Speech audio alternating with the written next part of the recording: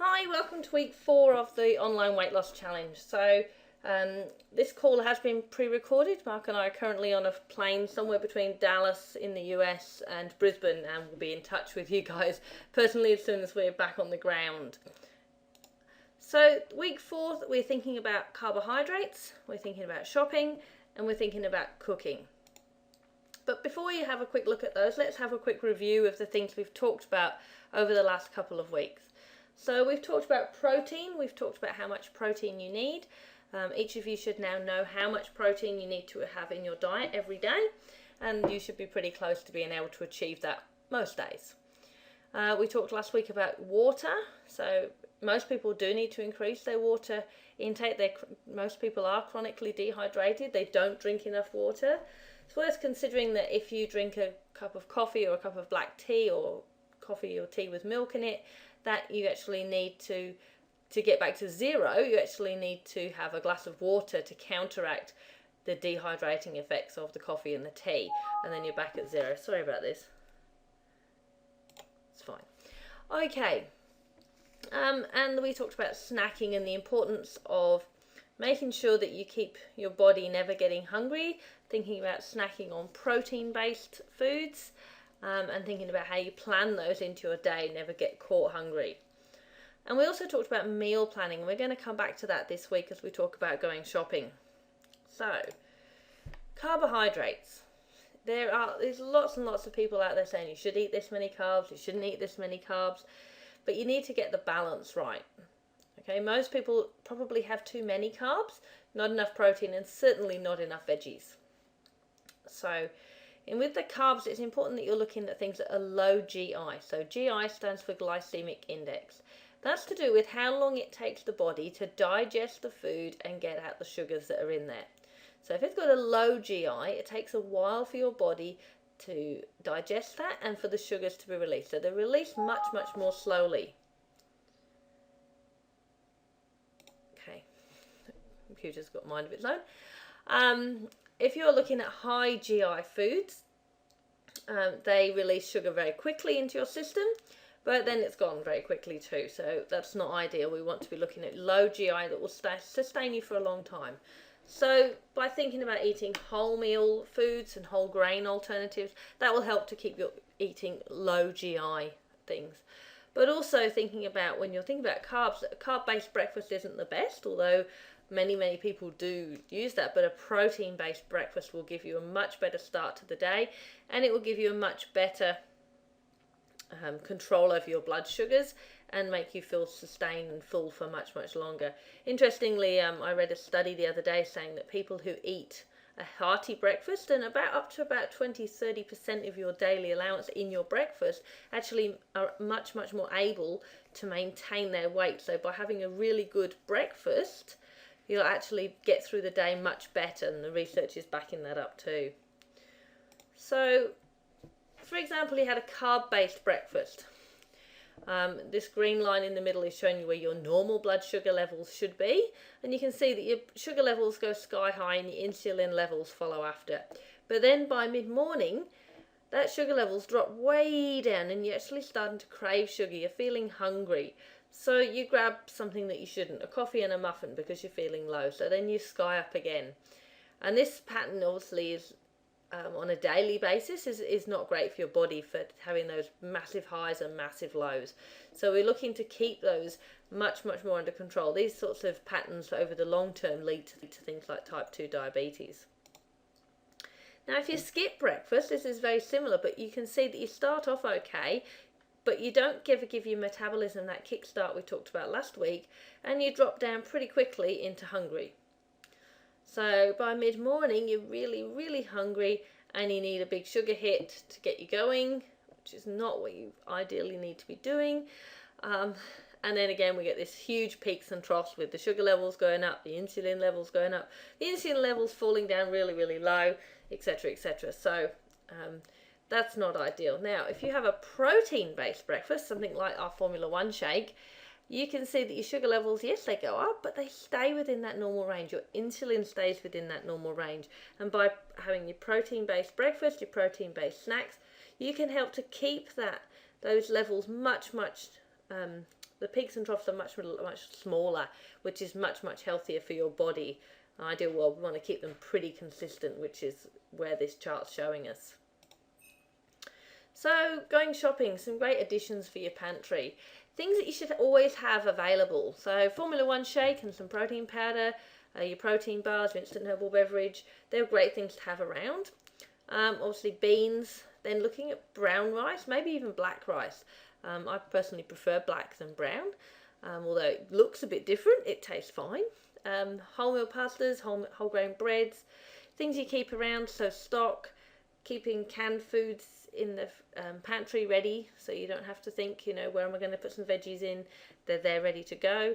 If you're going to look at keeping canned tuna around, keep it in spring water. Applesauce. Now, I was really surprised when I started researching this particular module that the amount of things you can add to applesauce. So you can use it to replace all sorts of things, where like butter and margarine can be replaced by applesauce. We can use it in lots of different things and use it as a side, just to give you that little bit of extra flavour without having huge calories with it, because just a small amount goes a long way. Whole grain crackers are great. Keep lots of frozen veggies in the freezer because they're great. You can add those in. Adding the veggies is going to help you be able to keep the carbs down, and then you can work on your protein. One of the things I tried a few years ago, which was very effective, was actually reducing my carbs by about half and doubling my veggies. And I wasn't hungry, and my weight was really good, and it was really stable. And some of those kilos also started to shift as well, but certainly it made me feel much better on the inside, and certainly my digestion as well. Nuts are great. I've posted up on the Facebook Lose Weight Oz page a couple of days ago some samples, some pictures of how many nuts you actually need in a snack. And the bottom one there, lots of herbs and spices to flavour. So whilst you're trying to cut back, you don't want to cut back on the flavours. You want to enjoy the foods you eat. But by adding herbs and spices to flavour your foods, that's not going to up your calorie intake. So you can make things really tasty with your herbs and spices, and try a few out. And there's lots of things on the shelf that you've probably never tried, so they're not expensive. So grab one and try it out and see what it tastes like. Now, going shopping. Make sure we talked about this last week. Make sure you plan out your meals for the week and your snacks for the week. That way you've got them in the cupboard, in the pantry, in your bag, ready to take for lunch, so that you're not racing around and grabbing things that really shouldn't be in your trolley, in your lunchbox, in your bag. Interestingly, if you shop around the outside of the store, you're probably going to go past your veggies, your fish, your meat. You'll go past milk. Cheese is usually on the outside. Your frozen veggies, your frozen foods. They're all around the outside of the shop. If you think about what's in the middle, there's all the lollies, lots of things that you shouldn't be eating. So certainly, very simple, skip around the outside of the store and try not to go up and down too many aisles. Obviously when you're at the checkout, if lollies grab you and call you at the checkout, use the sweet-free aisles. You probably do that with your kids, so do it for yourself too. Now when you planned your meals, hopefully you wrote a list of what you needed. Only buy what is on the list. So be really thorough about your list. But if chocolate bars aren't on that list, don't buy it.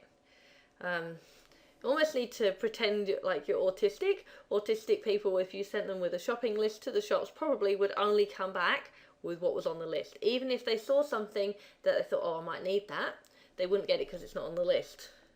That's a slight generalisation, but certainly you need to be that sort of rigid with yourself. Like, it's not on the list, so I can't have it. I've looked at my plan for the week. This is what I need for the week. This is what I'm going to get. I don't need those other things. They're not on my list. I'm not going to need them this week. Just a cue there, don't shop when you're hungry, because that's also a dangerous time for you to be shopping. I'll just grab something to snack on the way home. Also, buy things that come in small sizes. So, for example, if you bought a bag of nuts, can you buy them ready packaged in 1 serving sizes? Like if you're buying a packet of biscuits, can you buy them as 1 serving sizes? So that way, if you are eating them, then you're only eating 1 serving. Excuse me. So yeah, buy things in small sizes, and if they don't come in small sizes, or it's better value to buy them in bigger sizes, take them home and make them into small sizes. So use Ziploc bags, use small tubs to put them into small sizes, so you're not tempted to eat the whole lot. Okay, now been lots of publicity, I think, about swapping now on the internet and on the TV from the government about, think about what you're having, what could you swap it for that would be better for you.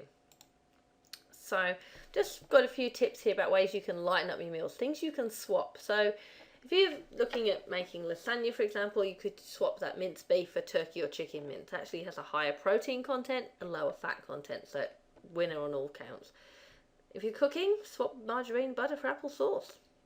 Swap eggs for just the egg whites and leave the yolks. Also, you look into lower fat versions of things and lower fat, lower calories. And just watch how much sugar's in them. So sometimes if it says low fat, it means high sugar. So it's a case of really balancing those out. And I'll come back to that shortly. Use sprays instead of oils for cooking. If you just put a big glug of oil in, you probably put in more than you need. So if you just put a spray, it's much finer mist, and you'll probably find that that's sufficient for you to cook your food. Replacing refined starches with whole grains. So for example, you might be replacing white rice with brown rice or black rice. You might be replacing normal pasta with whole grain pasta. You might be replacing white bread with whole grain bread. Add fruits, add veggies to help lighten up your meals. And also, if you find really good recipes, double up the quantities and freeze them for busy days. So when you come home, it's been really busy, and you really need to cook something that's healthy and it's in line with your diet plan, then you can just pull one of these out the freezer and they're ready to go, and you know that they're within, your plan. So this week, make sure you continue thinking about your protein, think about water. We talked about last week about increasing exercise. We suggested last week, can you do 5 minutes a day? Well, if you could do 5 minutes a day last week, can you double it this week and make it 10 minutes a day? Grab one of your favourite recipes and can you rework it and reduce the calories, particularly fat, and increasing protein. So if you've got a favourite recipe, how can you rework it and find a healthier way to eat your favourite foods? Make sure you eat breakfast. Make sure you eat protein-based breakfast. Think about reducing how many carbs you're eating. Chances are you are eating too many. And then start thinking about what's in the pantry and start swapping items one at a time.